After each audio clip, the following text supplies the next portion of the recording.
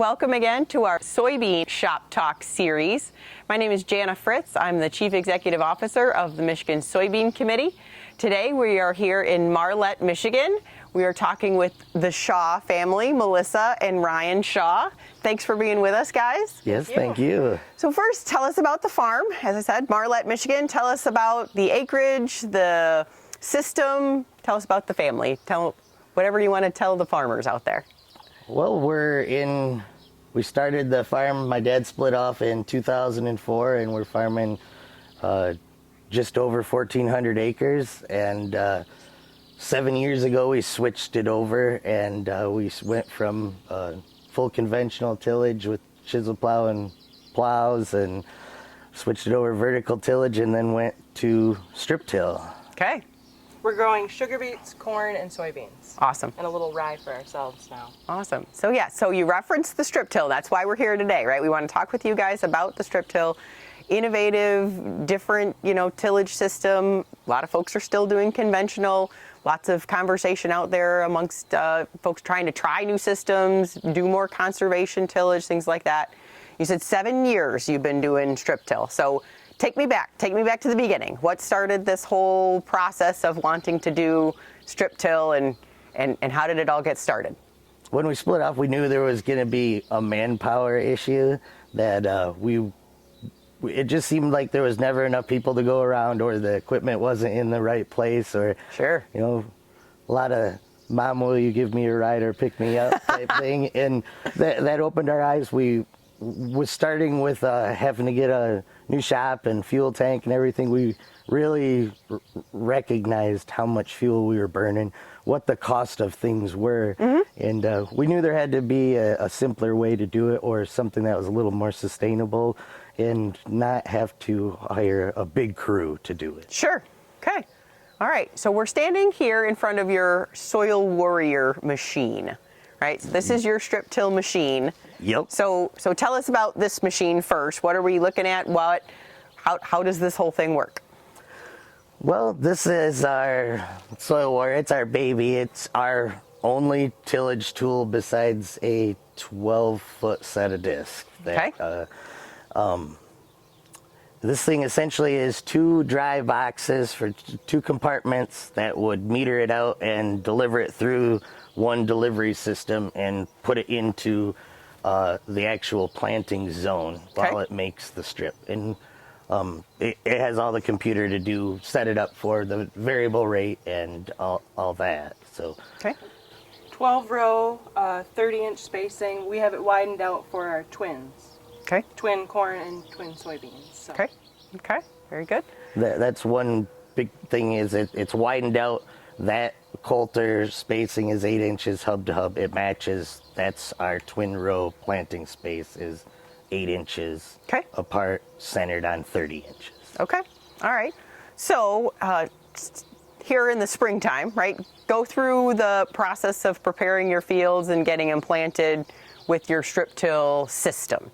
Talk to me about how you got started this spring. I think you're already finished planting right now, but talk about what steps you go through to prepare and get your soybeans planted.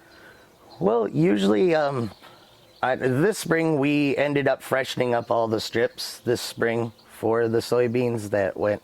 Usually about 70% of the soybeans go into last year's sugar beet ground. Okay. So we need to fill in that lifter wheel rut. And if we don't get a good enough berm and filled in the fall, then we'll freshen it again in the spring.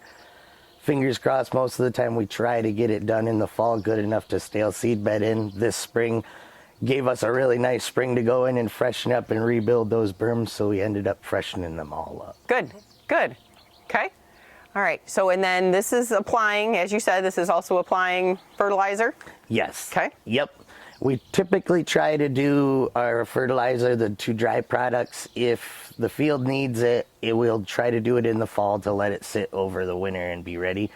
We don't apply any dry starter with it for anything, or any dry products in the spring. We have the capabilities of doing it, but we've been using just our planter and with the liquid on it in case we were able to stale seed bed it. Sure. Yep. Okay. So then take me through the rest of the growing season. if you've been, obviously said you'd been doing this for 7 years, next step, herbicide applications, anything else that you're going across the field to do a pass for? Yes, generally we have a cover crop growing in our soybeans. We like to plant green, especially for the soybeans, whether it's our corn interseed mix or cereal rye mainly. We will leave that growing throughout the spring until our first, usually it's a Liberty application about June, and then that'll be the termination of the cover crop. Okay. And that will be a herbicide pass, and then if we need to, a second one, and that's our passes until harvest. Good. Okay.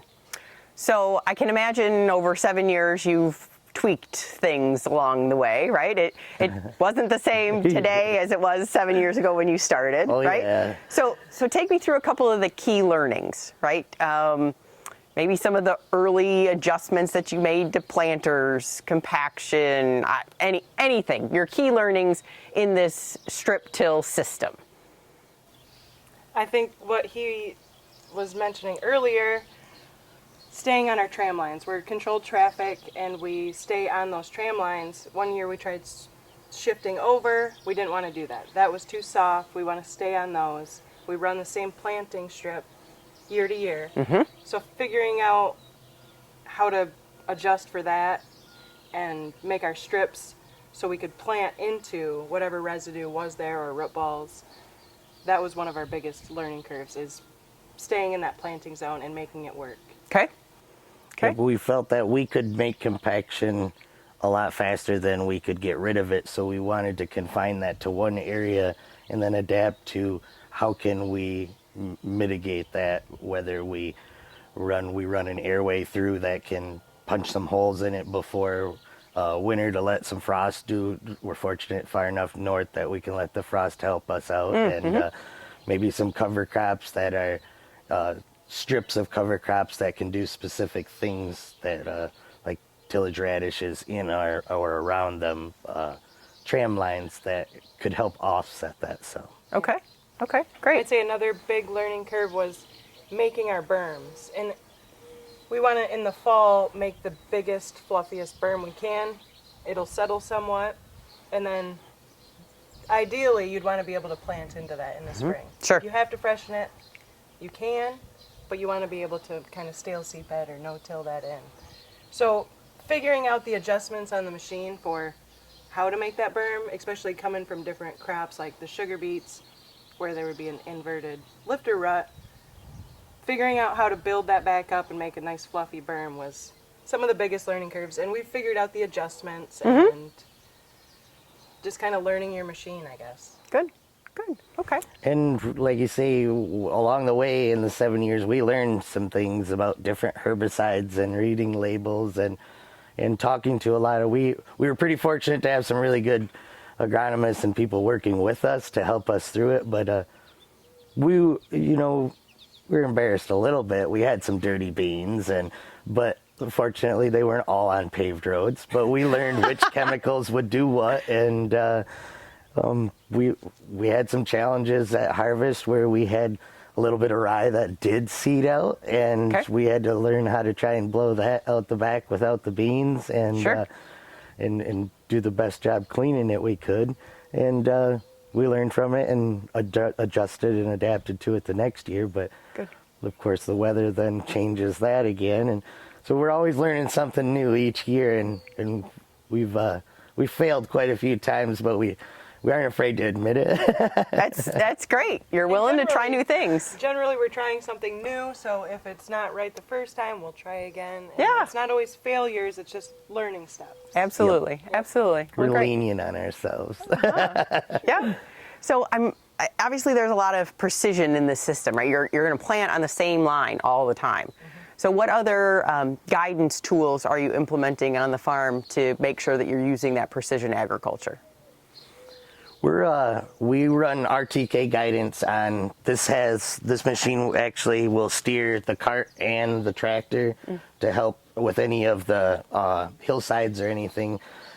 We actually have the RTKs on all 5 of our machines, the sprayer, the combine, everything, to help us stay on there.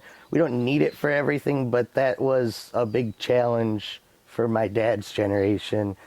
Trying some of these things was, well, how do we fill that lifter wheel rut in from the beats, and how do we stay where we need to be while I'm trying to run all these controls? Sure. And with it taking over and running the guidance that's reliable, you can trust that it's doing what it needs to do. You can watch those things, because Bruce says in the planter when he's planting into this green stuff, you can't see much of the planter, so it's a good thing someone's driving the tractor for him so he can watch those chains. Yeah, good, good. All right, so how about harvest? Anything that you've adjusted with harvest since you've been in this system, that you've had your key learnings that you've had to change? I would say our biggest one, especially in sugar beets, is if you need to stop because the conditions aren't right, stop. Because we've rutted things out and realized that's a pain for years to come. If we just stop, be patient, let the weather settle, and then go in and do a clean harvest, that's going to make next year the crops better, the field prep better. Patience. So it's not just today, it's the longevity and what the implications might be for your practices. You have to have a plan for the future and think of those things, so you can't just till and get rid of those mistakes. So you need to have a plan almost a year out. Okay. Our 12-foot set of disc is too small of an eraser to have to cover up a lot of acreage. Sure, sure, I understand. Okay, so if there was a farmer out there that wanted to get into strip till, wanted to look at more conservation tillage, what advice would you give them?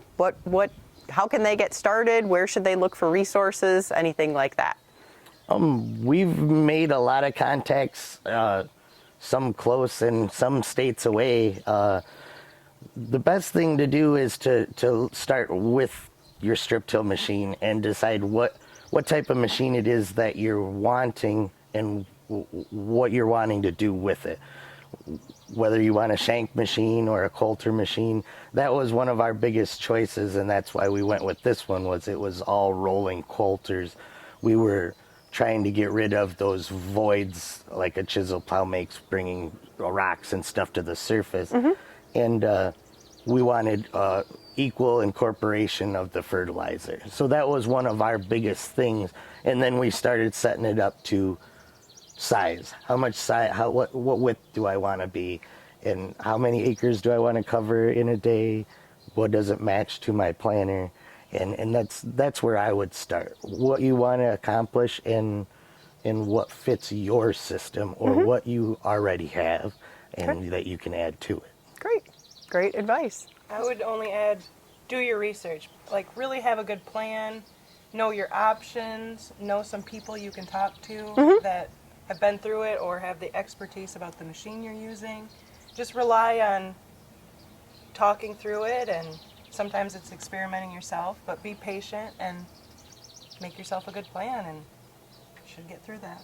Awesome. Yep, Well, and thank you. We're always more than welcome. People can call us and talk to us. We don't have all the answers, but we might know somebody that we would call and look for the answer for, that we could get you in contact with, because we've met some really great people with our change in our operation that are more than willing to share what they've learned too. Good. I should mention, if anyone's interested in strip tilling, we go to the National Strip Till Conference every year. Okay. And that is a wealth of learning about, not only strip till, but cover cropping and just conservation in general. There are so many people to network with, and that's been, I think, crucial to our success or learning is that conference. Awesome. Yep. Awesome. Well, thank you guys for sharing your experience and your process, everything, so we can maybe get some more folks interested in this system. Thank you for your time. Appreciate Well, it. thank you. Thanks for having us. Absolutely.